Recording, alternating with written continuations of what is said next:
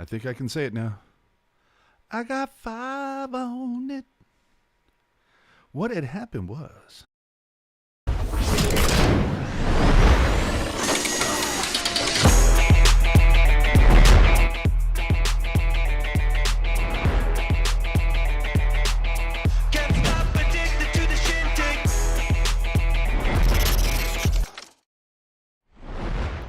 Hey now. What's up, everybody? Welcome back. Unfiltered, unedited, uncensored, commercial-free Sharks podcast. That is the Pucknologists here on Teal Town, USA. What an amazing win, wasn't it? 23-7. Oh, sorry, that's a different game. 3 games this week for the Sharks, who went 1-1-1 during those games. We're going to get into those, maybe talk a little Meier getting that first NHL All-Star nod, Vlasic's reduced ice time, Aiden Hill's strong play of late, Noah Gregor's scoring woes, and can the Sharks find the power play with 2 hands, a map, Siri, and ways? Remains to be seen. But first, do us a favor. Remember to subscribe, follow us on social media. If you'd like to help support the content we deliver, you can donate using the Super Chat option during these live shows. We do prefer the Venmo option if you can. And you can find us at Teal Town, USA. We always thank you for that support. And if you're not watching live on YouTube, make sure to add your take in the comments section below on this video. So with that, here we are. Just 2 games away from the halfway point. As I said, Sharks went 1-1-1. Oh, jerk. More painful. Going to the dentist this week or watching the Sharks power play? Oh, Jesus. That's a tough one, you know. That's what I'm saying. Yeah, I don't know. I honestly can't answer that question. They're both up there. I will say that. And I got to say, dude, I was just outside for a second. Mm-hmm. As people tend to do. They go Sure. outside every once in a while. And Yep. you know where I live and the relationship to what's near me. And I'm telling you, every once in a while, that waft of burger and onion rings comes over from the habit. It's just, dude, killing me, Smalls. I've not eaten anything solid since Friday morning. I'll take 1 fucking onion ring right now. I'm saying it. It's for those who don't know, I had 3 teeth pulled on Friday. Wisdom teeth. That's some Logan Couture shit right there. Yeah. So, but you know what? We're powering through. I told AJ, but you know, I'm trying not to, move my mouth around too much. So, if I don't laugh at something that AJ says, that doesn't necessarily mean it wasn't funny.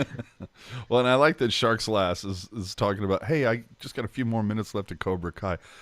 Netflix has a pause button. I'm just saying. That's the beautiful thing about Netflix. Isn't it beautiful? So 39 games into the season, Sharks are 20-17-2 for 42 points. Last season at this point, 18-17-4 for 40 points. So for all the changes, 2 points better for right now. We'll see where that stands when we go into the break. Because, as I said at the top of the show, I got 5 on it.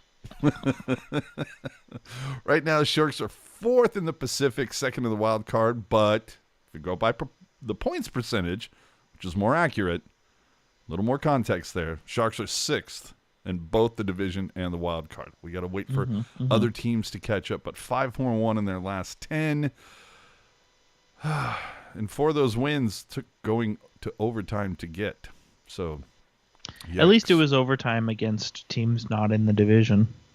Yeah, at least if you're going to hand out the charity point, give it to teams you don't really give a shit about. Exactly. My predictions this week, it was banner week for me, 3 for 3. Dig it. So you had win against Detroit, regulation loss against the Rangers, overtime loss against the Penguins? No, I don't have the the OTs. To me, it's overtime loss, still a loss.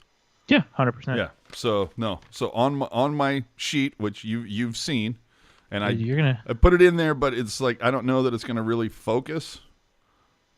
Hold on, wait a minute. What? Oh, wait a minute. Am I not on my normal camera? No. Oh, okay, that's weird. It's actually focusing. You can actually kind of see it. Usually it goes all like all hinky, but if you go down there at the bottom, it says win Detroit, loss New York, and then we go back to the top, and it says loss Pittsburgh. And you'll notice I have loss LA, win Seattle, and then loss. So hopefully I'm wrong. That's you know what that's going to be in the Hall of Fame one day. I don't know which one, but it's going to be in one of them. Hall of Shame, something. But yeah, 39 games. I had them with 21-18. They're 20-17-2. But you know what? Both of those are 42 points. You know what? 3 plus 4 and 5 plus 2, you still get 7. That's all I'm saying, dude. Math, dude. Math. It's your friend. So 1-1-1. Oh boy. So let's start with Detroit. I mean, you have to love seeing the Sharks fight back when they got down. That was hopefully something that you're going to see continue. Couture coming back from protocol against the overtime winner.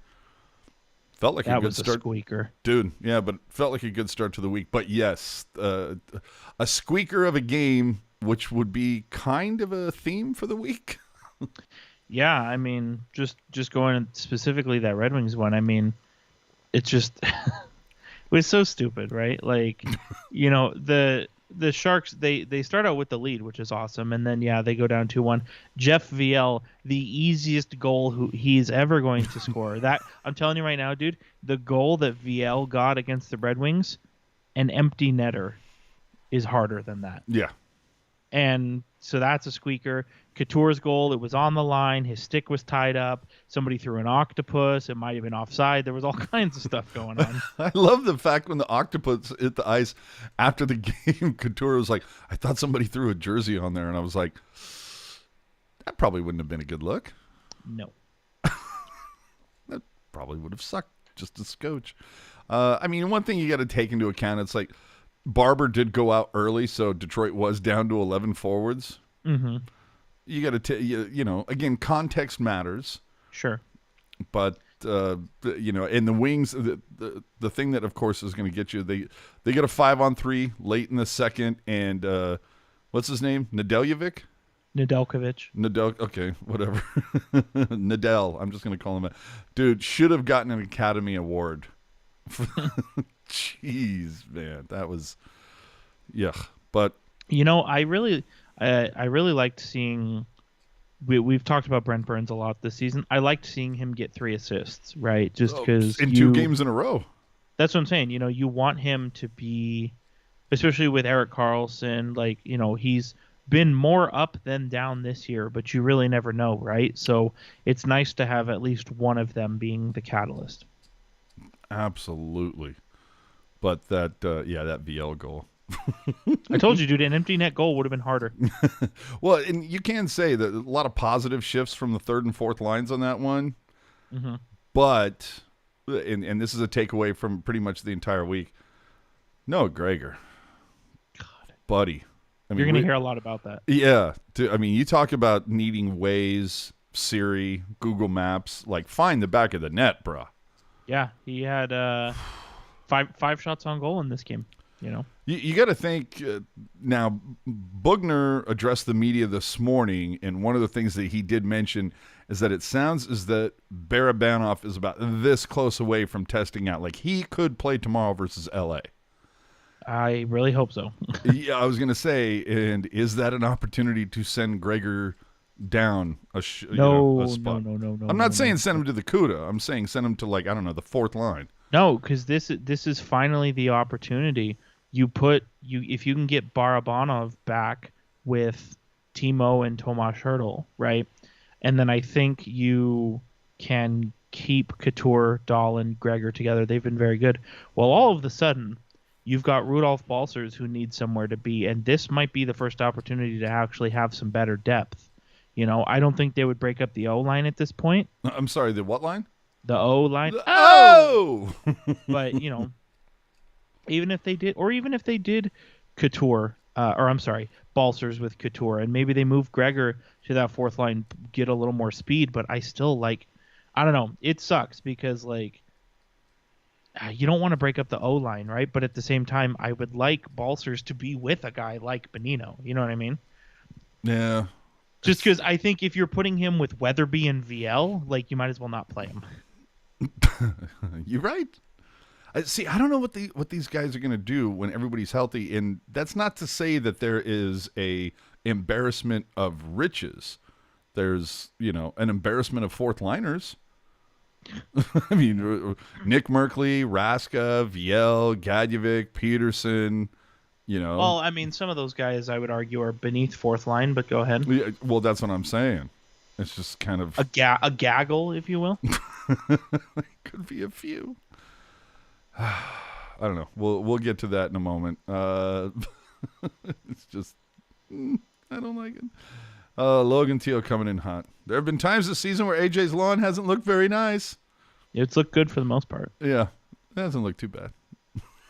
Mowing my lawn.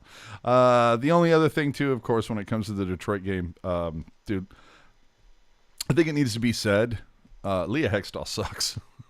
I'm sorry, dude. I'm not the biggest fan of, like, sitting there spending the time to, like, sync up the audio app to get the Ruzinowski call. And that's not that. I love Ruzi. I love his call or whatever. But I'm used to just, just kick on the TV, listen to Han, and hopefully more Remenda. But man, that ESPN, it's like, oh yeah, we're syncing this up. I can't take this chick. Well, it doesn't help either that it seems like all year, it seems like the commentator and on ice like audio mix has been off all year because I've noticed on the ESPN games I feel like I have to turn my TV up so loud and I can still barely hear the commentary. You're right. Yeah, could definitely use a better mixer there. So the other thing that was that started with the Detroit game, which was an overarching theme of this week, is Vlasic not cracking 12 minutes of ice time in any of these games. Mm-hmm. He only played for 2:44 in the first period versus Detroit. Now, yeah, even then, like 2:44, and then the next two periods, he only was able to scratch 8 more minutes out of it. Yeah, and I literally asked Bugner, like, is this a message being sent? Is this just situational usage? And he's like, no, there's no message. It's just we had a little extra power play time here, blah blah blah. And I'm going, all right. Which to me, that I don't know that passes the smell test because the Sharks, they only had 3 power plays in this game. Like that's not like, I don't know. And I saw too. I want to say it was after the Rangers game. I saw Bob threw out a quote. Oh, it's just whatever he said. It's not sending a message. It's just I can't remember the exact quote that he said, and it's bothering me now. But it was just like, okay. Oh, it was situations dictate the time on ice, and it's like my whole thing is, does the situation wanting good players out there? Like, yeah, but of course it's still going to come up. It's like, man, return on $7 million, and that return on investment. So it's like, feels like $1 million a minute every night. Yikes. Gotta get rid of this, guys. Figure it out. So New York game, and New York, another shutout. What are you gonna do? Power play sucked. Penalty kill didn't get it done. Yeah, New York clearly. Thank God the New York is not in the Pacific Division because Christ, Rangers have the Sharks' number this season. I mean, I thought there was a lot of good passing. I thought there was a lot of good looks 5-on-5. But you cough up a shorty. And then, of course, in typical Sharks fashion, you give a guy who's never scored an NHL goal before in his life, you give him a goal. Right. And the fact that they've now been goalied by Shesterkin twice. Yeah. Why can't we solve this fucking guy? Which is something, again, that Bugner pointed to post-game. Where he was just like, I thought we had good looks. I thought we played well. We stuck with our game. Shesterkin is just, he's a really fucking good goalie. Right. And I think normally, like, I like to look at a certain game and say, okay, what can we take away from this game? What can we leave behind from this game? And like I thought the Sharks played really well in this game. Like, I think if I don't even want to say if they had gotten a couple more saves, right? Because Adin Hill still made 29 saves. Obviously, the last goal being an empty netter. So it's like Adin Hill came to play, and it's like you just like the Sharks to be able to put a couple away there, right? And well, dude, Eric Carlson said it after the game. You score 0 goals, you win 0 games. yeah, exactly. and I think I don't know. Just the takeaway I would have from that game is like just do that again, right? Because I wouldn't say it was a perfect game, but it was a pretty good game, and like it's not very often that you get shut out in a really good effort. You know what I mean? I would honestly. You know why they lost, right? Stealth jerseys. Yeah, obviously. Yeah. But I would honestly, if you were going to say what's my takeaway from that, I would say come in on Saturday and do that again. Which they essentially did. Yeah. So credit to them. People with we have to burn the stealth jerseys because they can't win in them. Laundry has nothing to do with it. Right. Stop. Just stop. Especially, too, couldn't you make an argument that the Sharks are going to wear their special limited run alternate jersey against more high marquee teams? Yeah, well, the other thing I thought was so funny is there's a contingent of fans, right, that sit there and go, we need to go back to, before 2004 where the home team wears white at home. And then what happened last Tuesday when Detroit was in town? It was one of those rare times where, for whatever reason, the travel team brought their home unis out, so the Sharks wore white. And then you see a whole bunch of people bitching, why the fuck are the Sharks wearing white at home? Well, I think there that's are hilarious. Bigger things to be concerned about. Well, the thing that makes me laugh about that is like when you have people who are saying we need to go back to before 2004. It's like, I was a fan before 2004. I don't want to go back to that. Like the Sharks made it. The Sharks made it out of the first round. What, 2 or 3 times in 12 years? Like, I don't know about that. I don't know if I'd want to go back to that, but sure. Well, let's hit a couple things in the chat here. Taco Cruiser asking, should the Sharks trade for a blue chip goalie, or is Adin Hill the future? I mean, well, you traded a second for Adin Hill. I mean, based on that, you're kind of hoping he's the future. Yeah. But I don't know. I mean, maybe I'm going to sound stupid when I say this because the top goalies in the league are all drafted by the team that they're playing well with, right? Vasilevsky, Hellebuck, Shesterkin. Mm-hmm. But at the same time, like, I don't know. I always feel like there's goalies available. You know what I mean? Well, and who are a couple of the best goalies that the Sharks have ever had? Nabokov and Kiprusoff came up through their system. Toskala. No, it's a sound point, right? Like you know, the best goalies have been homegrown goalies, but I feel like at the same time, like, I don't know. I mean, we've seen teams with elite goaltending lose to teams that have average goaltending, right? Mm-hmm. So I don't know. I feel like there's always guys out there you can find. Well, and then Logan Teal asking Ben Gaudreau. You look at the name and it looks like it's Gaudreau, but I hear the announcer and he's saying Ben Gaudreau. But whatever. 50 saves versus London last night. Maybe he's the guy. I remember hearing junior hockey. I was gonna say I remember hearing really nice things about Zachary Yamon, Magnus Krona. He got that Krona. No, but it's the thing with goaltending, right? Is you wanna it's like the most difficult thing you need in order to like really classify and say, okay, is this person good, right? Just because goaltenders, they don't score goals, you know?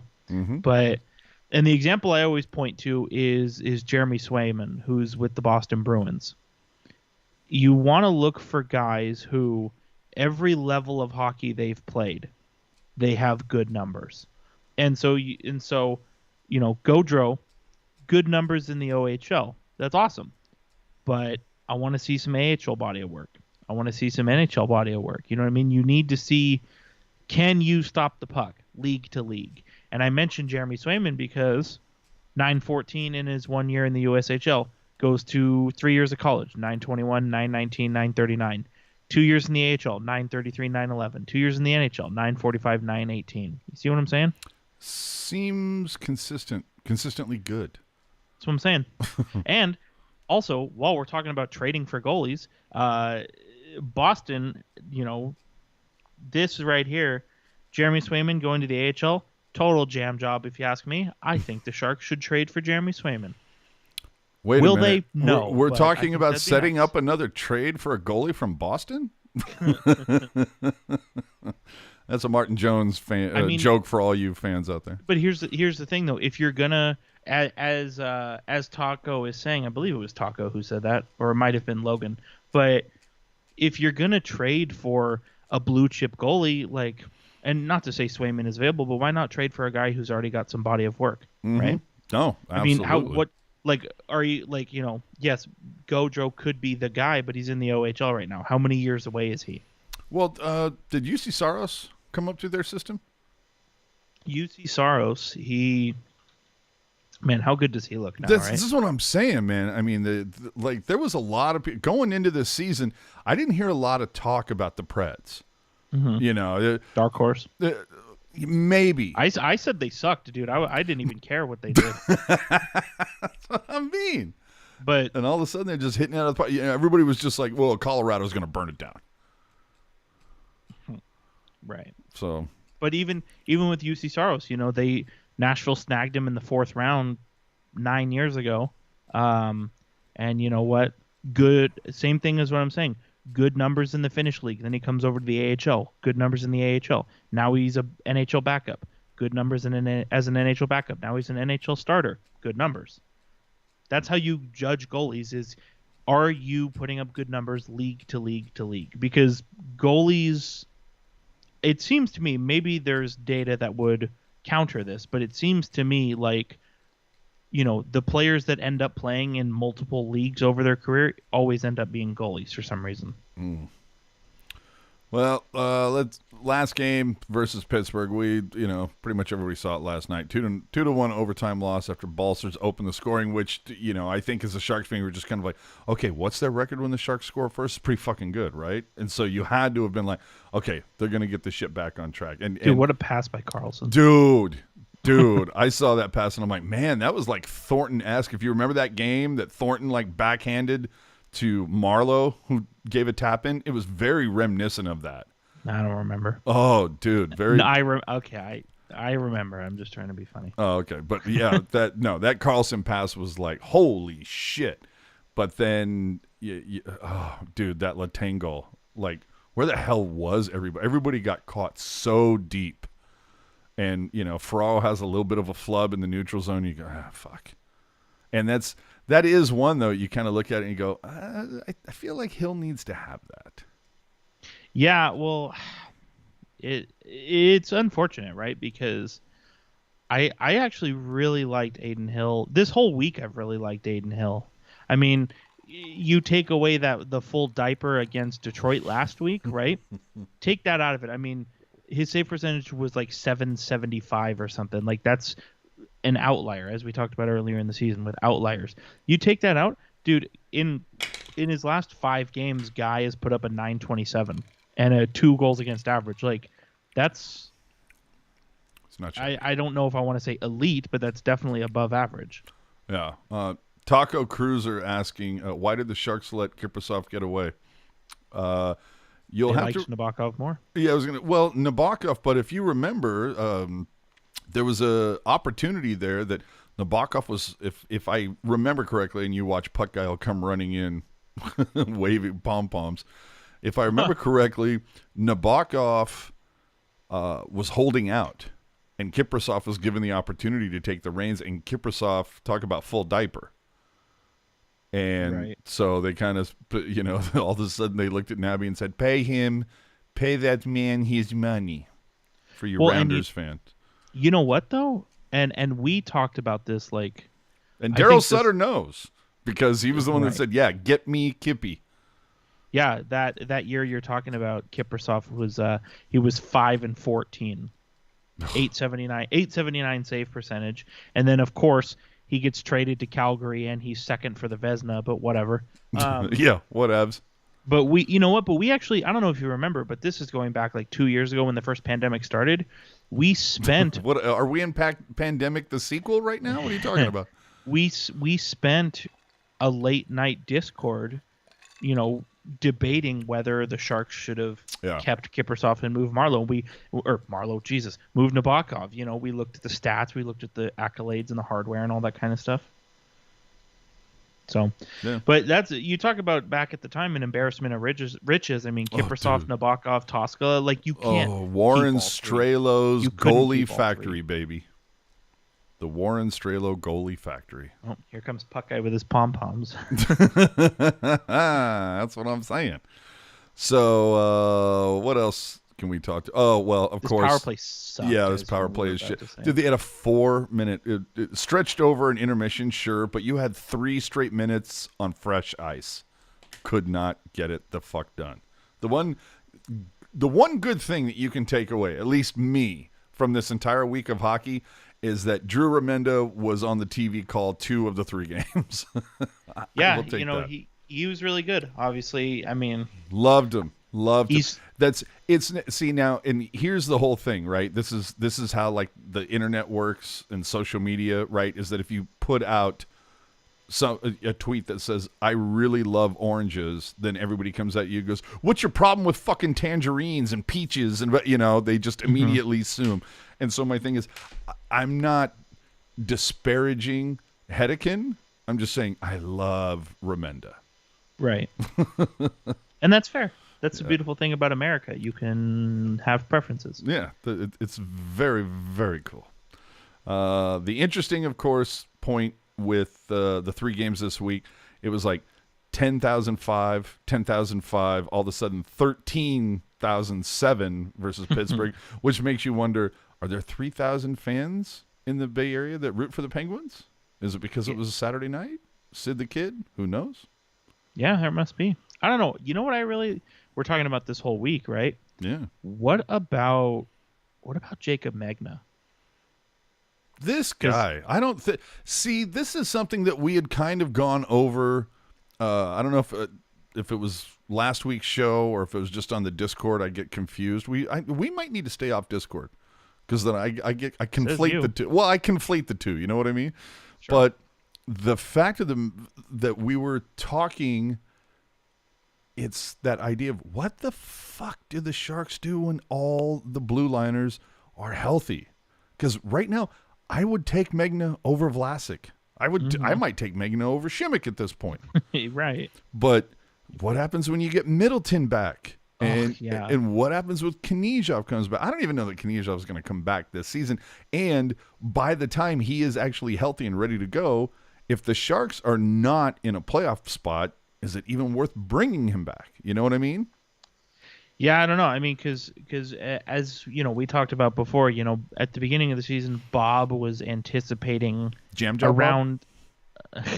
He was anticipating around now that Knyzhov would be back, and Guy hasn't even touched the ice yet. So I'm wondering if at this point, I wonder how long before they say, you know what, he's just not going to play this year. Yeah. Which is unfortunate, right? Who comes back sooner, Knyzhov or Eichel? Eichel, dude, for sure.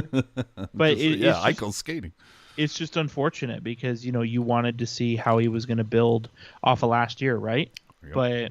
But you have this question with Middleton as well, obviously. But with Magna, I mean, I was very much like, I don't understand why Magna's getting the call. He's the Barracuda captain. He's an AHL defenseman, right? But he's looked good with Erik Karlsson. He's playing, he's played the last 6 games in a row. He's averaged 18 minutes a night.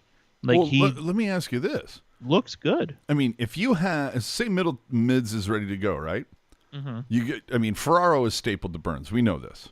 Unfortunately, but yeah. Middleton and Karlsson have, at least for me, probably the most consistent pairing over the season. Mm-hmm. And then at the bottom, it's like this, hodgepodge of like, is it Simek, Vlasic? Is it Merkley? Is it Milosh? Is it Magna? Is it, Otica? Yeah. So say you get everybody back. I'm telling you, I don't know about you. It's like, I feel like I would prefer Magna and Merkley over Vlasic and Simek at this point. But then again, it also goes to the point of how do you increase a guy like Simek? How do you increase his trade value or try to, if you're not at least showcasing his talents, it's like if he's so good, why are you scratching him? Well, and here's the other thing too, whether or not we like it, like because Ryan Merkley, that is, because he doesn't require waivers to go to the Barracuda, like he's the first victim. Of course. Whether or not he deserves it, that's just the nature of the beast. And you kind of hope it's the same thing with Middleton and Knyzhov that we've seen in past years, where it's like, we're sending you down now, but next year you're going to come back and you're going to be awesome, Well, and the fact that Simek was scratched in all 3 games this week, I mean, if that isn't a red fucking flag. Yeah, especially because it was last week where Bob said, I feel like Simek is back, and he's also making $2.25 million this year and the next 2. Mm-hmm. Which, by the way, for those who don't remember, you broke that signing. Continue. God, I forgot all about that. See, I forget about that shit.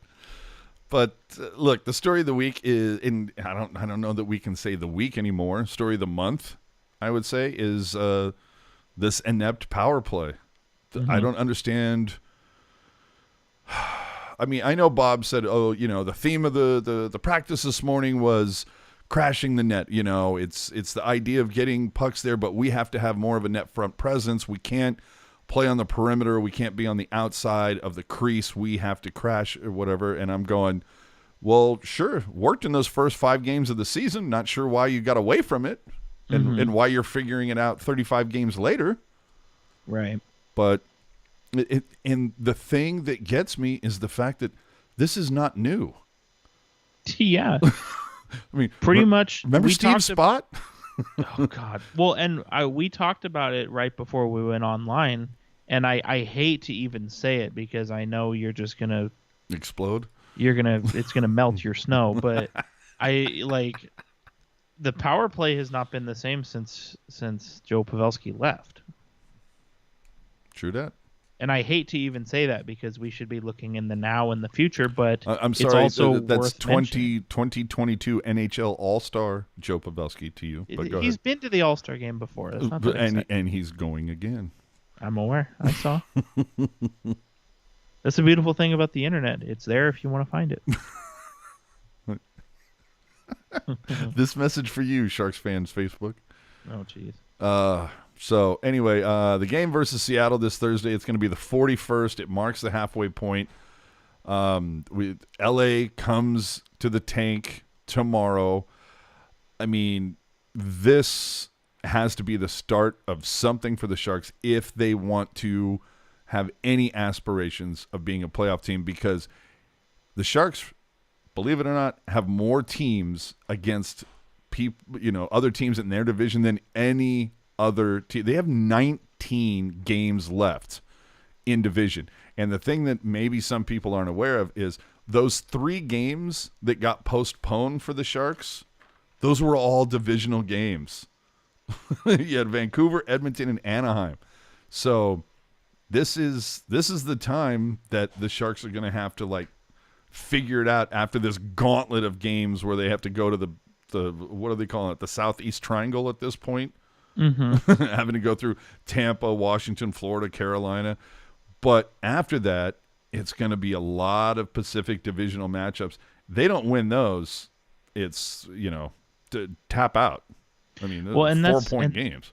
And that's the thing. And these games are pretty, specifically this game against LA, this game is really critical. I mean, LA is 3 points ahead of them in the standings, but check it out. Let's get into it here. The Sharks and the Kings, they both have 20 wins. Obviously, where their games played. LA's got 38, San Jose's got 39. Yikes. So pretty close there. But the point I'm trying to make, so very close in games played, tied in wins. LA has more overtime losses than the Sharks, which personally I hate that. I know Corey was talking about and we've all talked about it, doing international point scoring for the NHL, I think would weed out some of the pretenders, right? But check this out. So LA 109 goals for, San Jose 106 goals for. Pretty close. The difference being LA is only allowed 97 goals this year. San Jose's allowed 119. And it feels like 19 of those were allowed shorthanded. That's what I'm saying. So it's like, I think what we know at this point, like, would you like the Sharks to clean up their goals against a little bit? Sure, yeah, probably. But if they're not, score more goals. You know what I mean? Like, that's ultimately what the Sharks need at this point, I think, is to score more goals. And you've got guys that just need to break through, whether it's a Balsers or a Gregor. LeBanc when he gets back. Oh, God. I wonder if he'll even be back this season. Because, again, I go back to that whole the schedule is not your friend. And if you get to that point where you're coming into that break, and, I'm on record. I don't want to see it happen, but I'm on record saying, look, if I'm a betting guy, I'm betting right now that the Sharks have a losing record after February 1st going into the break. Right. Well, my math tells me that LeBanc is going to be back after the would-be Olympic break, so we'll see.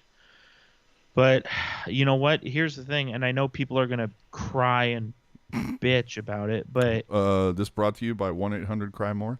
Right. If people want the Sharks to make the playoffs, we all want the Sharks to make the playoffs, I think is fair to say. They're going to need help in the goal scoring department. And the only way you do that, you don't claim Jonah Gadjevich off waivers to help your goal scoring. You don't you don't play Peterson. Right. If you say I want the Sharks to make the playoffs this year, the Sharks are going to have to go out and trade for somebody who score goals. And it feels like they have some money right now to do that. Well, but I'll tell you what, those types of players are not available until the time where the Sharks could potentially be out of the playoffs, and it won't matter. Yep. They just need to trade. I mean, yeah, it doesn't look good right now, but if the Sharks, up until the trade deadline, if the Sharks can win more than they can lose, like even if it's, win 2, lose 1 until the trade deadline, they're still in the hunt. They're still in the hunt. I just think that is a I don't think it's going to happen. I think it's a big ask. The division's jump ball, though, right? So it's division. I totally agree with you. Division is jump ball. That being said, though, between now and the trade deadline, the Sharks have LA 4 times. That's LA's playing some pretty good hockey. Yeah, those are going to be tough games. You get Seattle twice. Okay, I'm not saying those are gimmies, but should be wins. Yeah, should be. Then you got Vegas, and by the time the Sharks play that first game versus Vegas, it would not surprise me, on March 1st to see Eichel in. Yeah, and I'm gonna plan to be at that game too. So hopefully it's not a. Well, I don't know. You know what though? I've gone to quite a few road games for the Sharks, and they seem to do pretty well. So maybe the jerk bump will help them. All right. And then you've got a game versus Anaheim, who seems to finally be cooling off. Who called it? 3-5-2 over their last 10. Yeah, no, dude. 2-6-2. They've only won twice in the last 10. Oh, you know what? My numbers are from like a day ago. So, oh man, Yeah. Zegras, what happened, buddy? Troy Terry, where you at? And that's what I'm saying, dude. I've been saying they're gonna. Troy Terry got that all-star nod and said, "Yeah, I'm good." And that's the thing. They're gonna. Yeah, I've been saying they're gonna come down to earth eventually. And they've all in the Pacific Division. They've played the most games. So. Not only have they played the most games in the Pacific Division, but the other thing you're talking about, that cooling off thing, interesting, of course. They've played the most games in the league, actually. Oh shit. But you're talking about them cooling off, and then you had the Canucks heating up. Right? Don't they only have like 2 losses in their last like 10 or something? 6-3-1 over the last 10. That's pretty fucking good. But here's the thing, and people, especially with the way they started. Right. But that's the thing. Like, obviously, Calgary and Vancouver, they got a lot of. Calgary and Edmonton, they've got a lot of games in hand on the Sharks, right? But I don't know. I mean, there's you can expect them. They're going to battle back a little bit, but even then, the schedule is what it is. Whether the Sharks have played 5 less games, 5 more games, the same amount of games, whatever, the Sharks need to bank their points while they can. Like Anaheim, Calgary, Edmonton, like one of these teams are slipping out, and the Sharks need to step up and make sure that they're the one taking the place. Yeah, well, and Logan pointing out that Edmonton, Anaheim, and Calgary are all like kind of dropping. Even Daryl Sutter earlier this week saying, these guys, he washed his hands of it. He's like, hey, the guys in the room need to figure it out what the problem is. Because didn't they just get rinsed going through the Florida Gauntlet, that Southeast, buzzsaw? Well, and not only that, dude, but we neither of us were really high on the Flames to begin the year. No, at the beginning of the year, I had them out of the playoff picture because I was thinking, has the game passed Sutter by? Like his style of hard nose, playing guys like a Ricci rather than a guy like a Solani or a Korolyuk as he did back in the day. I'm like, that's always been Sutter's brand of hockey. Is that going to be able to play in this day and age, especially with the roster that Calgary was icing? I mean, remember, dude, I think like within the week of Sutter being named the coach, you're like, goodbye, Johnny Gaudreau's career. Yeah. But to Sutter's credit, Gaudreau had played some of his best hockey this season. Yeah, for sure. I don't know. It is a curious case. I still think like Edmonton. Here's the thing about Edmonton. This is going to be kind of a weird sort of way to describe everything, so just bear with me. I feel like Edmonton's chances of making the playoffs are better than Calgary's. But I feel like Calgary has better odds to go far in the playoffs than Edmonton does. No, I get that. Because Edmonton's probably going to make, you'd think based on the personnel they have there, Edmonton will probably make the playoffs this year. Well, they're not going to go far though. It's the same every like year last they've year. made like last year, like 2017, like 2020, like the Oilers can make the playoffs all they want, but like that team is built like the San Jose Sharks of the mid to late 2000s, where your top 2 lines get you into the playoffs, and then when they go quiet, the bottom 6 is nowhere to be found, and you lose in 6 games in the second round. Mm-hmm. And the same thing's going to happen again. If Edmonton Edmonton will probably, like I said, Edmonton's probably going to make the playoffs, but they're going to lose in the first round. Versus Calgary, it's kind of 50-50 whether they make the playoffs, but if they do, I think they have a chance to at least make it to a second round. Well, I remember at the beginning of the season, we were all basically saying VGK 1, Edmonton 2, and then it's jump ball for the rest. Yeah, dude, get a lottery tumbler and pull the teams out one by one, Yeah. So I don't know. The point being in all this is, like, yes, and remember, we haven't seen the Oilers with Kane yet, so we don't know. the point being, though, is like, yes, the Sharks have played more games than these teams. It doesn't matter. Like, whether they play their games on the same day the whole season or it's totally out of proportion like it is right now, the Calgary and Edmonton are going to lose or win whichever games they play right or wrong in, right? The Sharks need to worry about themselves. If the Sharks, they're at 39 games, they just need to bank points the best way they can. And if Calgary wins a bunch of games, oh well, they were going to win without the Sharks' influence anyway. You're right. And by my math, if it is correct, I believe the Sharks play, I want to say 19 games between now and the deadline. I mean, the deadline is essentially 2 months from today. No, that's not right. Yeah, 2 months and a couple days. It's January 16th. Deadline's March 21st, but I believe it's about 19 games. Well, 22 because you're forgetting the 3 postponed games. Oh, you're right, sir. And again, those 3 postponed games are in division games. Yes, so they are. If they find a way to make those up during what is supposed to be the Olympic break, man, this is the point where we talked about it going into December, was that December's schedule for the Sharks was so home heavy. They weren't going to leave their time zone. They're going to play a ridiculous, what was it?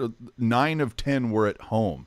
And the one that was scheduled to be away that ended up getting postponed was in Anaheim. So the Sharks did not take a lot of advantage over that. Mm-hmm. If the Sharks want to have those playoff aspirations, it's really they got to figure out a way to at least go 500 through that buzzsaw in Southeast, Florida and Carolina and Tampa and blah blah blah.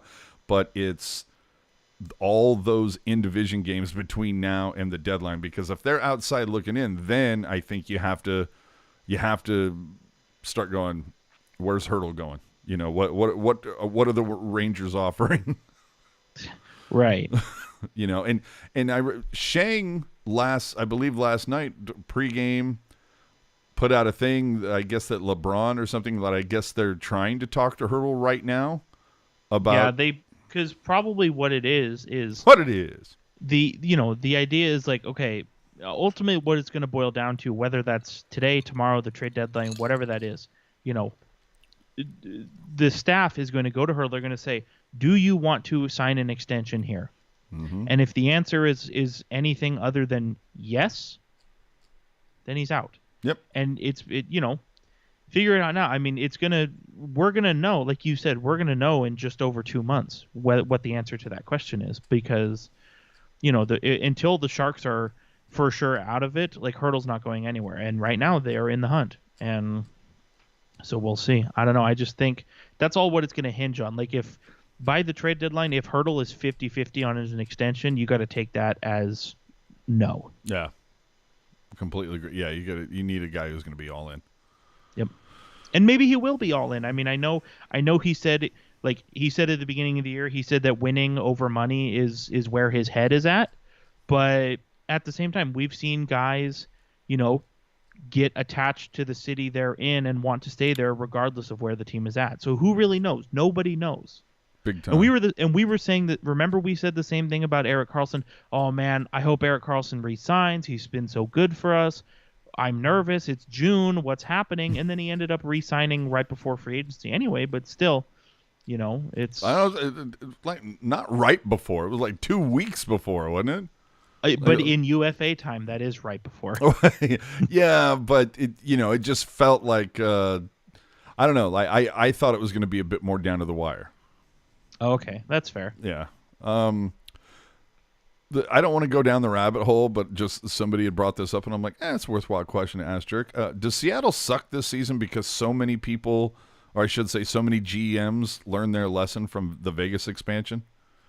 I think that could be a part of it, but if you look, aside from Jonathan Marchessault and Alex Tuck, most of the assets that Vegas acquired, were futures, right? Picks, prospects, that kind of stuff. I mean, a lot of, specifically, they got a first round pick from Columbus, they got a first round pick from the Islanders, they got a second from the Penguins. So obviously they use those picks to flip for NHL ready guys. But and what was the piece that they took from the Sharks that they ended up flipping the next day?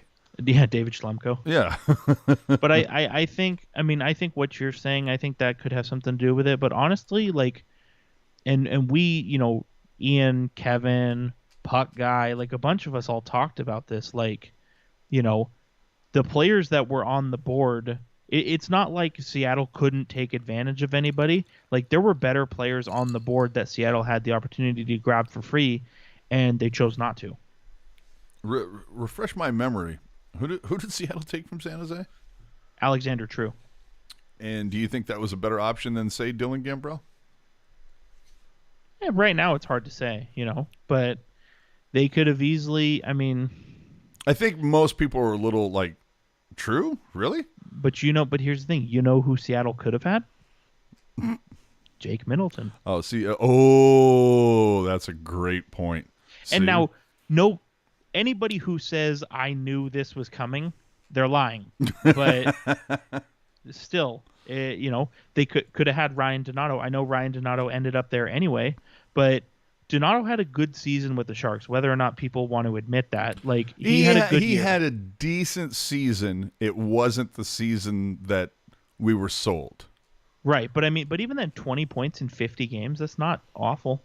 It's not, again, not awful, but when the expectations are a bit higher, you kind of go. The thing is, he did, like, he did what he's already done before. We expected him to exceed that. Yeah.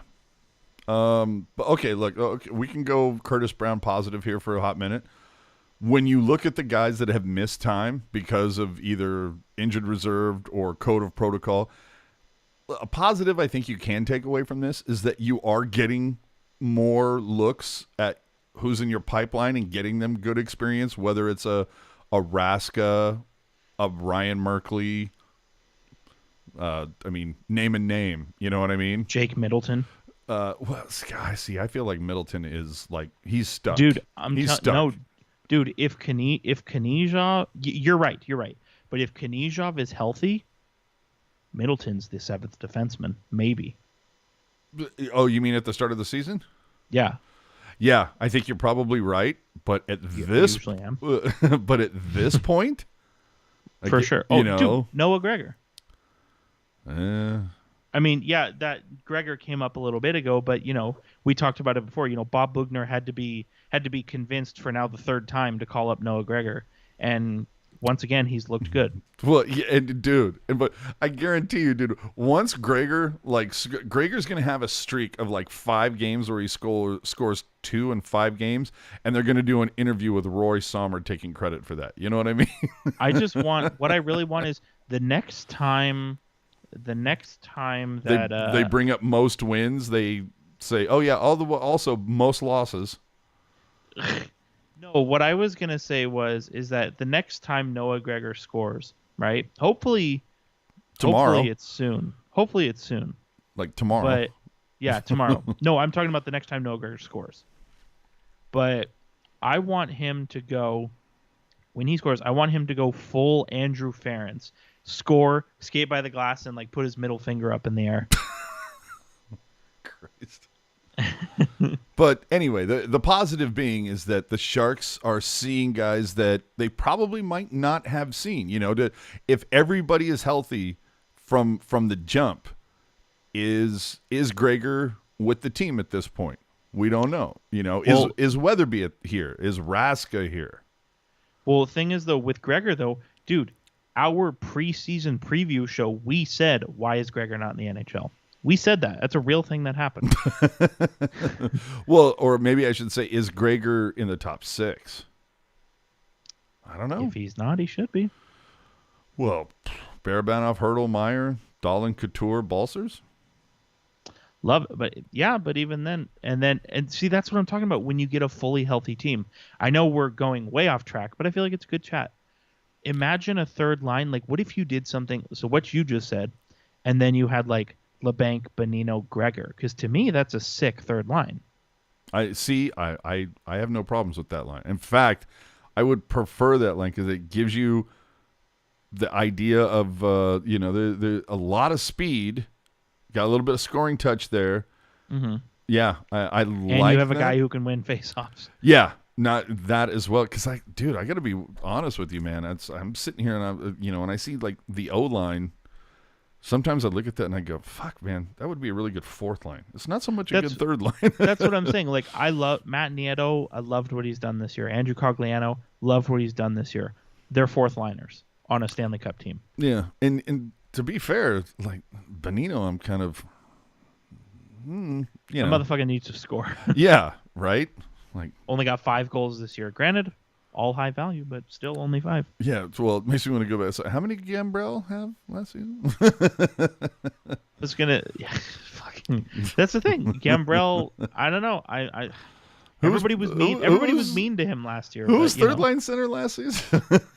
Everybody was mean to Gambrell last year, but he did all right as a fourth line center. Like, fuck him, kids.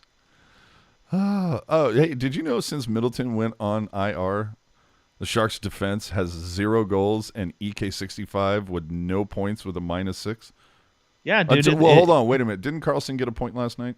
He did. He got an assist. With that ridiculous assist on Balser. So yeah, EK65, 1 point and is a -6 without Middleton. That goes to show you how important Middleton is. Well, it's like we've talked about for the last 2 weeks, too. The tongue lashing that Carlson gave Middleton is clearly paid off, and we're still seeing the effects of it. Yeah, he's still out on IR. Right.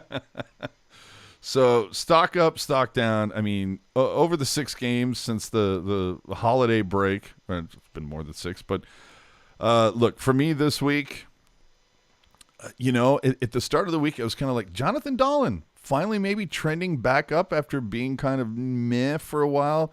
Like I felt like he was getting more looks. And of course, it's kind of like, well, hey, isn't getting called out a thing on this show something that seems to be working? Right. He was stock down last week, and then he gets 2 assists versus Detroit.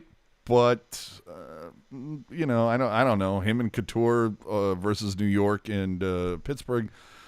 Bugner seemed very complimentary of them, but points matter. I just want from Dahlen. I agree with you. I think he is trending in the right direction. I just want to see more shots on goal. Yes, I would agree. Like if he's putting up like Noah Gregor level shots on goal, like that's probably cements him in the stock up category. Who's the guy who's stock up for you? Well, I kind of mentioned Magna before, so I won't get into him there. But I don't know. This is a weird kind of position, right? Because there's definitely stock down guys, but it's hard for me to say stock up. Like it almost feels like guys are already at the top, and it's like, okay, they can't go any higher than the highest point, right? Like obviously, I mean, Timo Meier, we've said it every week this season.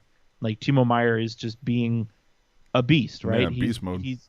Beast mode. Like he had another point. He had the other assist on the Balsers goal last night, and he's, I mean, everything he's touching is just going to good places. You know what I mean? I really liked what I saw. Like I said before, I liked what I saw from Matt Nieto, specifically against the Penguins, but just in general, I think since he's come back to San Jose, I think he's used his speed well, but he also seems more physical than his first tour around here. He seems a little more, just like a more well-rounded player. Obviously, he's on the third line. You'd like some goals from him, but I've liked Matt Nieto. I've liked Jeff Viel too. I know both the goals he scored so far have been really lucky, but he kind of what we talked about with him specifically last year was, yeah, he's coming in, he's going to fight guys and hit guys, but he also brings something to the table outside of that. You know what I mean? So I've liked what I've seen from VL. Not really anything specific, but just in general. Like I don't hate that he's in the lineup. I would take him over Gadge. Yeah, I'd take him over Gadjevich, Peterson. A lot of guys, Yeah. Another guy stock up. Of course, I mean, you have to say Timo Meier, goal and assist this week, but named to the All-Star game. So good on him, if you will. And in fact, I'm sitting here and we're shooting the shit, if you will, chewing the fat.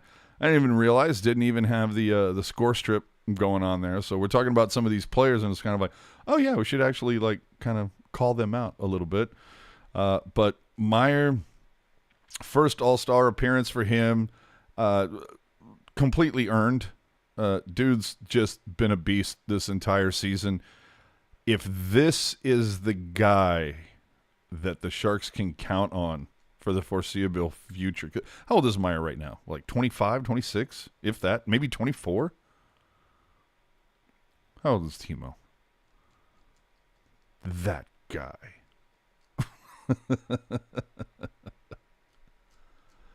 Oh, did I lose Hockey Jerk? Did I misplace him? I'm so sorry. My fourth wisdom tooth fell out. Timo Meier, he is 25. He's going to be 26 at the beginning of next season, and you know what? He's been a good player the entire time the Sharks have had him. I think. Let me ask you this: he has one more year on his deal, correct? 1 year after this year, yes. Yeah. So if he continues the way he's played this season throughout the rest of this season, and just assuming that the Sharks have him, keep it and don't trade him, this season or during the off season, if the Sharks have him playing like this for the first half of next season, is this a guy that you look at and go, okay, 26 years old, is this the guy that we're going to go like 8x8 on? So I think if the Sharks, I'm kind of sidestepping your question here at first. If the Sharks decide that a full-on rebuild is the way to go for them, Timo Meier's getting traded. Yeah. I just want to put that out there. Completely agree. But if he's the guy they're going to build around, if they are committed to this reset where they want to be back at it in a year or two, right? And Timo Meier's their guy, dude, because you can sign an extension one full calendar year before your contract is up. If I'm the Sharks and Timo Meier is my guy, I'm signing him as July soon as 14th. I'm not letting him play next year without a new deal, because what if he pops up? He's on pace for let me do the math real quick, because this is a numbers podcast, as we talk about. Well, and if memory serves, July 13th is the beginning of free agency this season. That is correct information. So that's the first day you can give him that extension, yes? Right, and he's on pace for 91 points this year. So you're telling me, and you take again, numbers and context matter. Would have been on pace for 100 if not for COVID protocol. I was going to say that's the thing. If he didn't have to do the COVID, he would hit 97. And so you have a guy who's on pace for 91 points right now. You're telling me you're going to let him do that again next year before you sign him to a deal? I'm signing him. I would sign him as soon as I can. I would say, we'll give you 8x8 and whatever. It's going to be awesome. Because say he scores 90. He scores 90. Hold on. Say he scores 91 this year. Well, then what if next year he's on pace for 100? And he's like, no, that 10 million sounds nice. Right? But RFA, right? Correct. With arbitration rights. Yeah. Okay. So, but here again is kind of my query. Mm-hmm. Is 8x8 a fair deal? Absolutely. Okay. And see, I look at it and I go, $8 million for him if he's gonna continue to play at this rate, that almost might be a scotch undervalue. That's what I was gonna say. I think it would be a bargain for the Sharks. Yeah, but for me, I look at it. It's like 8 years to a guy that's 26 years old. Love it. That's when you give a guy an 8-year deal. And the other thing too, before people start freaking out about $8 million.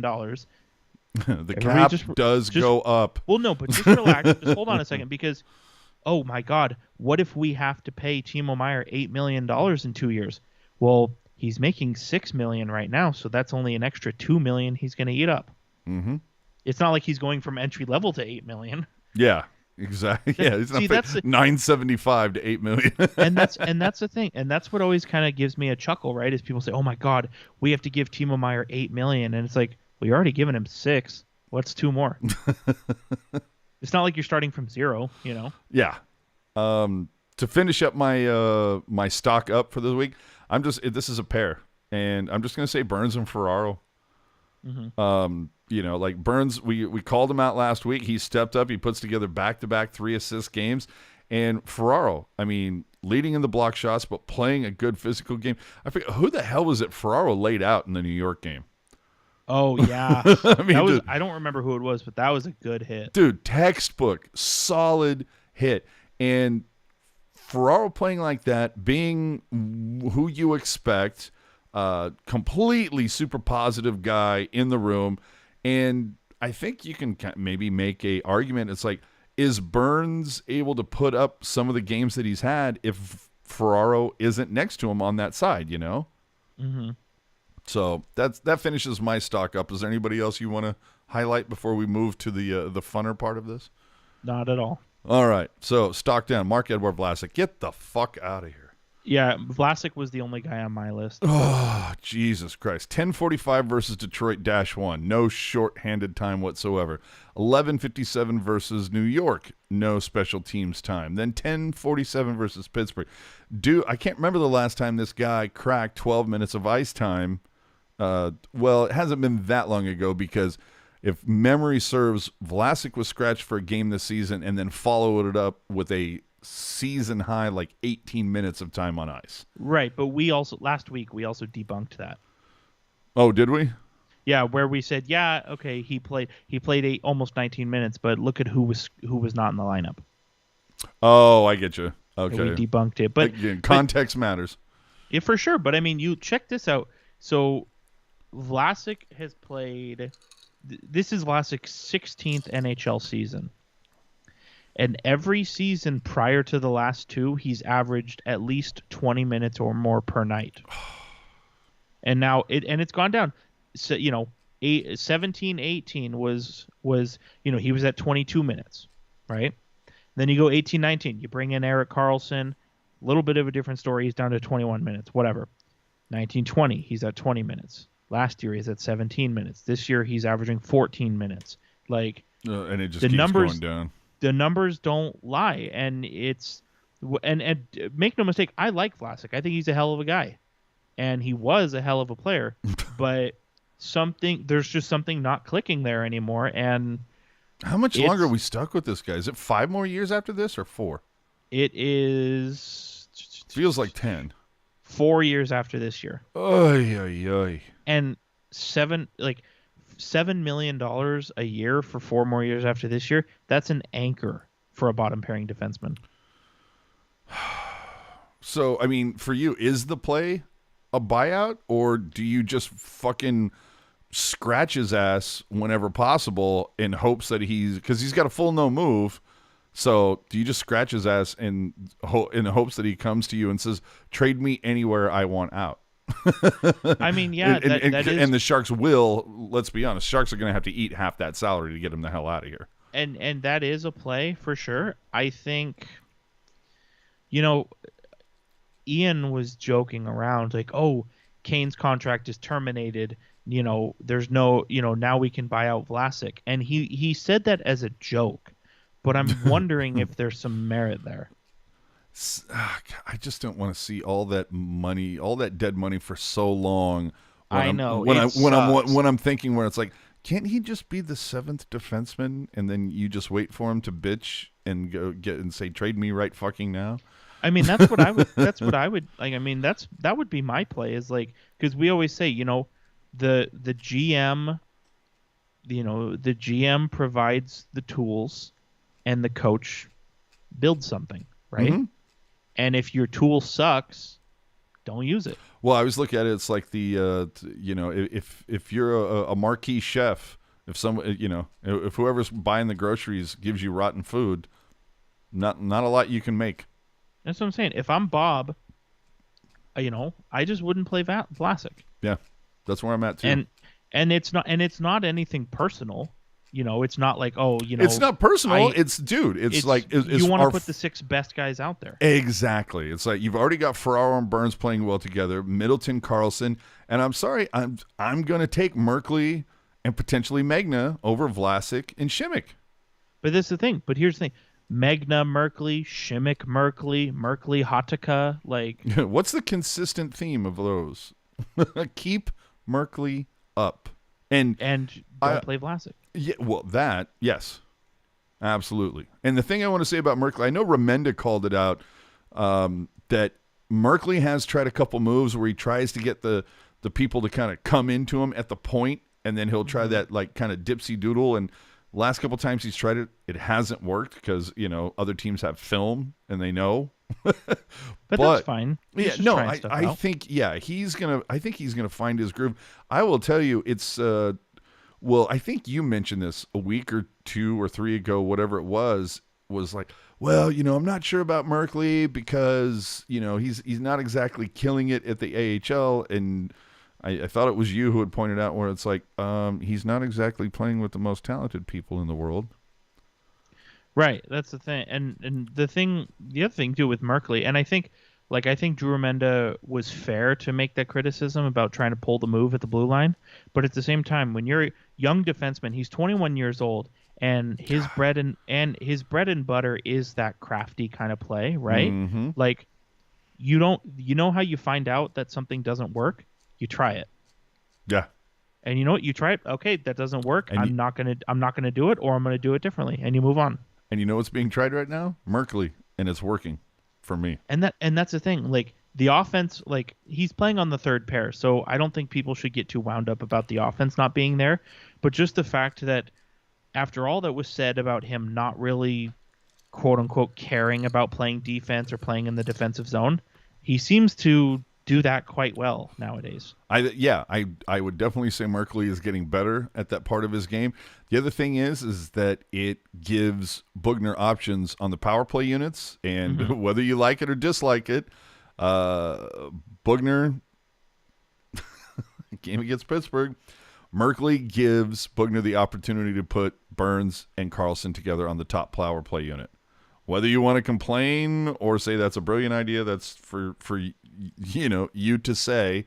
But Merkley at least affords him that option. And from what Bugner said this morning, it sounds like that's going to continue tomorrow versus LA. We'll see what happens.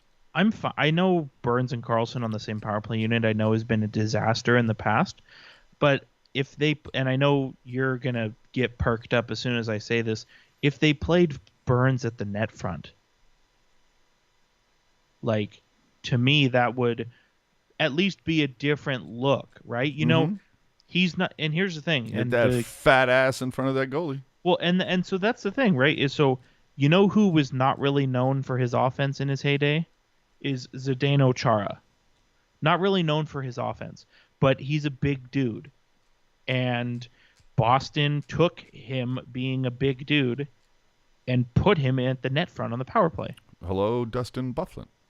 Yeah, and I'm just saying, I think you do Burns at net front, and I know the Burns to forward people are going to get all wet over what I'm saying. That's not what I'm saying at all. But I've said it on Twitter. I'm like, can we put Burns to forward only on the power play? That's what I'm saying. It just it makes the most sense. Like, the idea is to make it so the goalie can't see. Put the biggest guy in front of him. That's all I'm saying. Logan Teal. Burns is a big man. That's what I'm saying. He's 6'4". Yeah. Logan Teal saying keep Merkley up until he gives you a reason not to. And that's what I'm saying. I mean, because he doesn't have to clear waivers. You can send him up and down like a fucking yo-yo. So, yeah, keep him with the team until he gives you a reason not to. I completely agree with that. 2 more stock downs. We kind of already touched on this, but, Simek, if you're scratched for 3 straight games, stock probably going down. I think that's the 6th scratch this season, if I remember correctly. I mean, I haven't hooked up the soundboard, but for those of you who remember, oh, fuck, that's not good. Yeah, 3 straight scratches, not cool. Finally, Gregor, 3 assists, I think, in the last 9 games since the break. Hasn't been good. -3, no points over 6 games. I mean, he's getting looks. He's got solid speed. Is he Torrey Mitchell 3.0? Because all that speed, not a lot of finish, and it kind of makes you go, the fuck, bro? And I'll let you dive in on that while I take a quick break. I really hope he's not Torrey Mitchell 3.0. I mean, the only difference I would say is that Noah Gregor's had better numbers at the AHL than Torrey Mitchell did. However, Torrey Mitchell played significantly less games at the AHL level. I just think, I don't know. I mean, it's hard to say right now, right? Because Noah Gregor has been in the top 6 most of the time since he's been up with the big club, and he's only got 1 goal to show for it. But I feel like at the same time, a player like Noah Gregor, like, to get the best of him, you have to play him in the top 6. You know what I mean? It's no, Gregor with, Gadjevich and Peterson, like, that's no use to Noah Gregor. Like, you need to put Noah Gregor with a guy who is going to get him the puck. I think, 1 goal in his last 23 games, you'd like that to be a little better, but I still think with what the Sharks have right now, I still think he's the best option for Couture's line.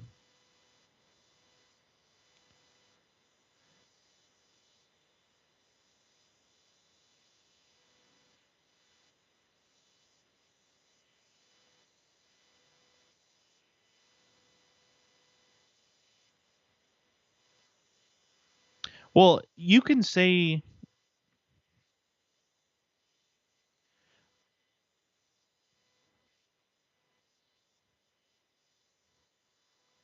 I think you can say stock down, because think about it, going from really good to good, that's still down, right?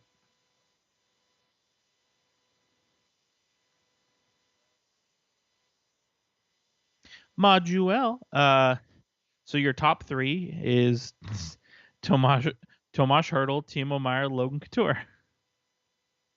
You know what? We have to reset that because when I came back, I hadn't taken myself off mute. So the thing is, finally for me, stock down. All that. Did nobody hear that? No, because you said a lot of words. No. So Erik Karlsson, the haters are gonna go, oh, he's just being a hater.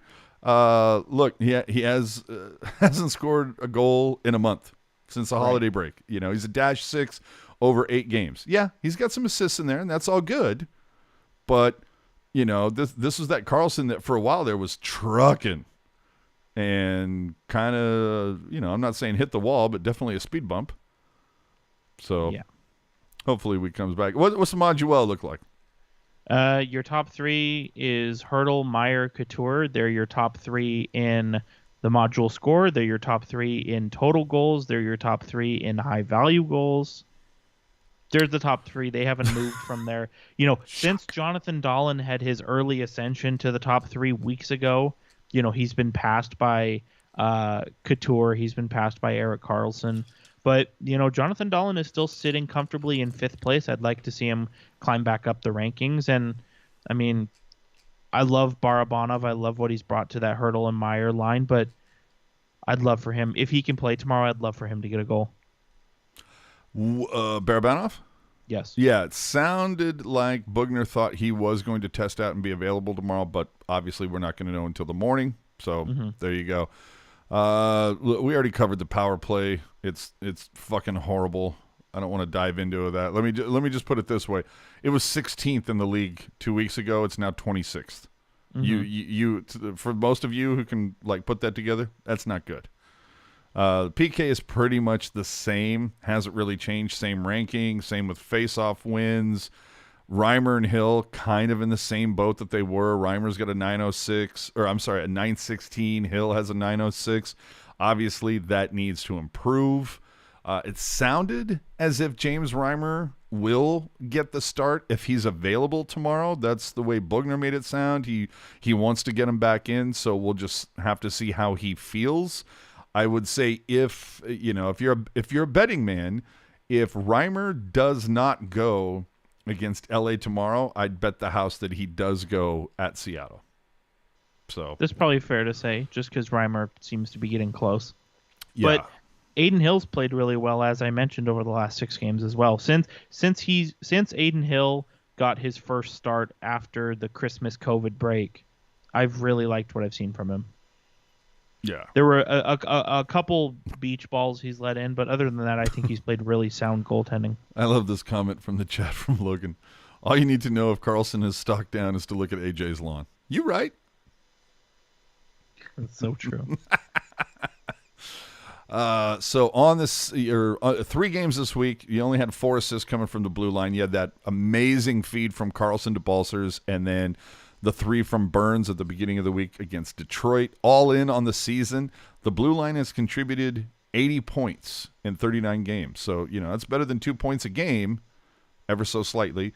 But 19 goals has been kind of where they've been at for the last 2 to 3 weeks. It'd be nice to see if we could get maybe a chip in or two. We see them firing those shots, particularly Burns from up high. It'd be nice if a couple of those went in. Remember earlier this season, you saw a couple of those amazing laser slaps from Karlsson. People just got the hell out of the way. I like those. So coming up this week, we talked about it before. It's going to be the Kings. And for the first time this season, by the way, that'll be at SAP tomorrow morning or afternoon, excuse me. And these divisional games are huge for San Jose, like we had mentioned. Then they go to Seattle for the first time ever. You'll remember that Seattle did beat the Sharks at SAP Center last month, 3-1. That was a shit show of a game. I was there. That sucked.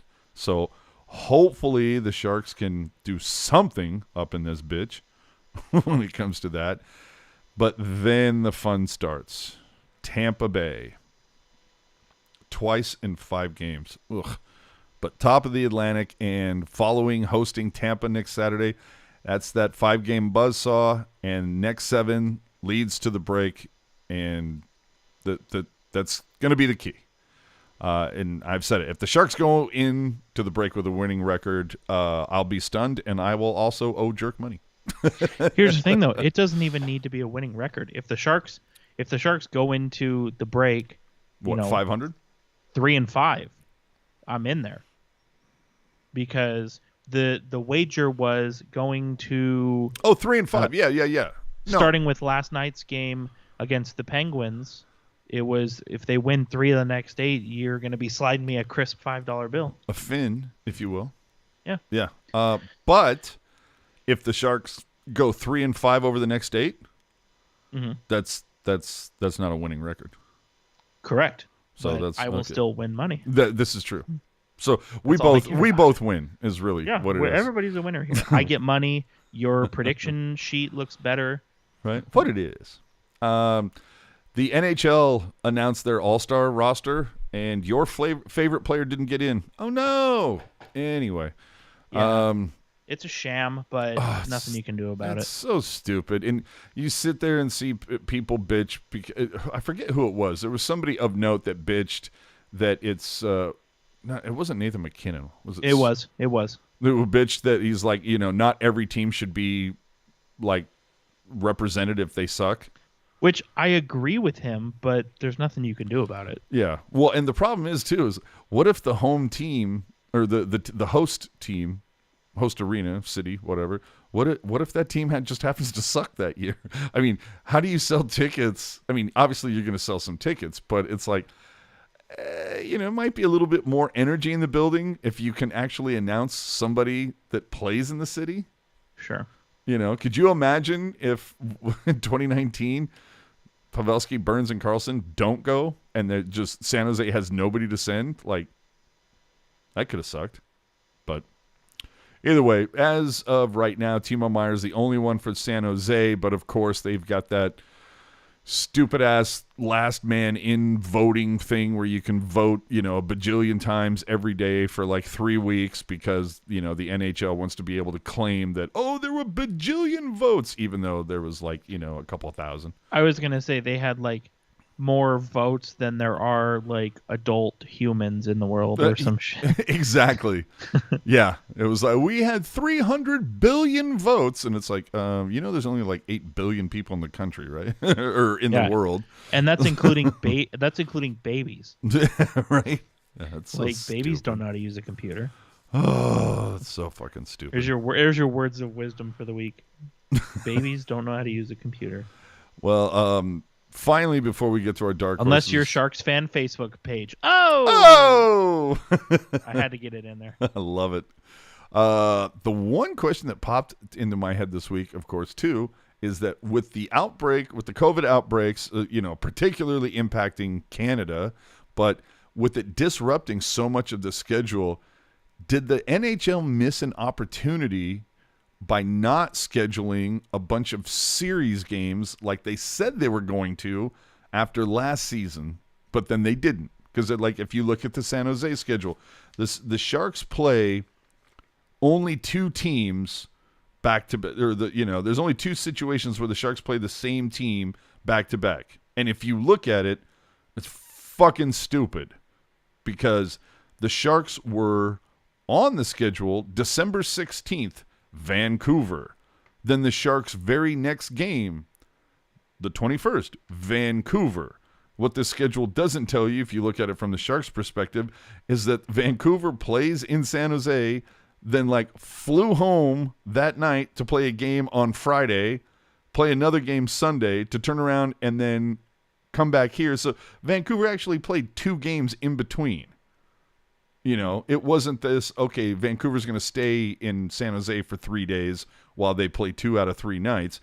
Then the next one, it's at Los Angeles on the 10th, then hosting Los Angeles on the 12th. Dumb. Yeah. So either way, and then back to LA on the 17th.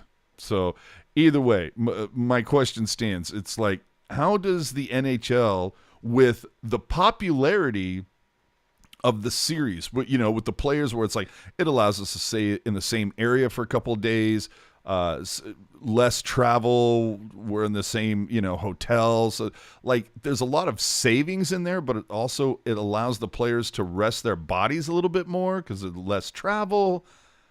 I just sit here and go, it's not like did you think COVID was over when you were putting the schedule together? Like, I don't understand how, for all the popularity of the series thing, why the NHL did not schedule more. Right. I don't get it. And it is I don't know. It is really weird because it seemed like that was well received at every level in the NHL, right? So the only thing, maybe they'll do it, when there's less uncertainty, maybe that's when they'll mess around with it. But kind of weird that it didn't come out this year, like you said. I love that Ian said, I'm writing in Evander Kane for the last man vote. Nice. Dude, look, can we have another John Scott moment? Yeah, where everybody just votes? No? Okay. Let's close this out with our dark horse picks. We all know Jerks Canucks and AJ's Kings have been battling all season long. Jerks Canucks right now, short end of the stick right now. Last time I looked, 17, 18, and 3, yes? For the LA Kings or the Canucks? No, the Canucks. Sorry. Yeah, 17, 18, and 3, but 6-3-1 in their last 10. So. And one earlier today, yes? Correct. Was that a comeback win? They beat no. They beat the Washington Capitals 4-2. Oh, come on. If the Canucks can beat the Caps, then the fucking Sharks can. Come on. Yeah. that might be your saving grace for this. I'm telling you, bet. Kings, Kraken, Capitals. That's going to be it. Oh, man. Can't wait for the game tomorrow. Oh, baby. The Kings have moved up to second by points and percentage. Who saw that coming? This guy. Yeah, I was going to say, and I did. This didn't even occur to me until I actually, checked the stats on that piece of shit. But who's having a really good year? Jonathan Quick. Oh, I thought you were going to say Dustin Brown. No, Quick's having a resurgence this season. Yeah, and also I just want to point out my guy Adrian Kempe leading the Kings in goals. You're welcome. He's the representative, right, for the NHL All-Star game? For some reason, yeah. Oh, man. Yeah, 7-3-0 over their last 10. 4-game winning streak, bringing that into SAP tomorrow, dude. Oof. Dude, 17 for Adrian Kempe, the All-Star representative for the Kings. 17 goals, only 7 assists. Like, he's going for that Cy Young. Jesus. All right, finally, Martin Jones is still at a 909, 7 starts away from Ian shaving his head, and also if my math is correct, about 7 percentage points. When was the last time Martin Jones scored or started a game? Seems like it's been a hot minute. It might have been against the Sharks. Yeah, I think you're right. So finally, let's get to our tweet of the week. Look, we all know what it is. The moment that occurred this week. Jesus Christ. All the hockey Twitter almost broke and collapsed because everybody thought Kodak Black was fucking at a Florida Panthers game. I mean, dear Lord. Who does this? Oh, I guess Kodak Black does this. Yeah, that was that was something. That was not when I logged on to Twitter that day. That's not what I expected to see. So that's obviously the moment of the week, and of course the best parts of that being that first off, there was some shots of Kodak, and look, call me old, I don't give a shit. I got to be honest, when Twitter started blowing up, the first thought that popped in my head is, who the fuck is a Kodak Black? I have no idea who this guy was. I don't know if he was from a reality show, if he was a rapper. I still don't know. I still don't have it. I'm told he's a rapper. I've never heard anything that the guy's put out. Dude, he's 2 years younger than me, and I have no idea who he is. See? So, any hoodles. That happens, and of course, the NHL had gotten a hold of a couple photos of him, by himself or next to that girl that was twerking, but they were like sitting in seats that were like 2 or 3 rows from the glass, and those were really nice photos, and it was, hey, how you doing?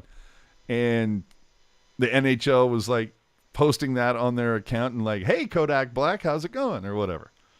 And then this shit happened later in the game, And then, of course, the NHL deletes that. And again, we just need to remove the delete function from Twitter, okay? You can't unring a bell. Screenshots exists. They're there. You know, just because you delete a tweet doesn't mean you didn't tweet it to begin with. Mm-hmm. Just like it's more, at least for me, it means more to go, like if the NHL account just would have either retweeted it or replied to it and said, well, this is awkward. That at least that would have been funny, and I would have had more respect for it. Trying to delete shit as if you didn't say it or it didn't happen, stop. But the best tweet, and I wish I could give credit to whoever put it out there, but somebody had posted a photo that was taken from like the suite next door, very close up, and it shows like, okay, he's got his clothes on, she has some clothes on, and they're clearly not having sex. And somebody retweeted that photo saying, you know, I hate it about the NHL when you think somebody scored, but then after video review, you find out they didn't. Or then after review, whatever. Either way, chef's kiss on that tweet. That was brilliant. Oh, I loved that. But, yeah, just stop with the delete. Just get rid of the delete function. It's a waste. Own your shit. Is what I'm saying. So that wraps it up. Make sure to check out our one-on-ones. Last couple we did, we mentioned Vancouver earlier. Matt Sakaris talked with our very own Puck guy. I talked with Drew not too long ago. Coming up in the next week, we're going to be talking to the new athletic guy. I always fuck up his name. Corey Masisic? Masisic, yeah. Masisic. Massive Sack. Massive Sack. But we're going to be talking to Corey next week after the Sharks wrap up their 41st, get his take of the first half of San Jose Sharks hockey. So look forward to that. Aside from that, you can follow him at hockey_jerk. Follow me at AJ_strong. Or don't. I really don't care. Don't forget to join us on our Discord channel where the chat never stops. You can find the link in the show notes. And remember to leave your take in the comments below this video if you weren't able to watch live on YouTube, and join us in the YouTube chat. So with that, the famous last words. Follow us on at Tealtown USA is what I'm saying. You don't have to follow me personally. I really don't care. Don't follow, or I don't look at it that much. But on YouTube, Twitter, Instagram, Facebook, Reddit, all those places, can always find us, Teal Town USA. And hey, if you want to throw a little something in our Venmo tip jar because you appreciate what we do here, we would appreciate that. Again, at Teal Town USA. So, famous last words, home slice. Famous last words. So I'm probably not going to work tomorrow just because of MLK mouth-related soreness. Okay, so MLK for you means what? Mouth leaking something? So, which means I will hopefully be either in my bed or on my couch watching the Sharks get their first of 3 wins on this next 8-game stretch. Are you going to be sweating it a little bit if the Sharks lose tomorrow? Probably. Sweating the bet a little bit? A little bit. My famous last words for this show, learn how to power play, boys. Just learn how to power play.